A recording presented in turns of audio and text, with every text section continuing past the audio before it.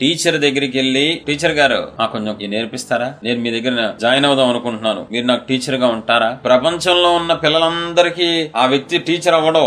ఎవరైతే tuition point కో, కాలేజీకో, school కో వెళ్ళి నేను మీ స్కూల్లో జాయిన్ అవుదాం అనుకుంటున్నాను, నేను మీ కాలేజీలో జాయిన్ అవుదాం అనుకుంటున్నాను, నేను మీ ట్యూషన్ పాయింట్ లో జాయిన్ అవుదాం అనుకుంటున్నాను, మీరు నాకు టీచర్ గా ఉంటారా, టీచర్ గా ఉండి నేర్పిస్తారా అన్న వ్యక్తులకు మాత్రమే ఆయన టీచర్ గా ఉంటారు. అలాగే దేవుడు ఎవరికి కాపరిగా ఉంటారు?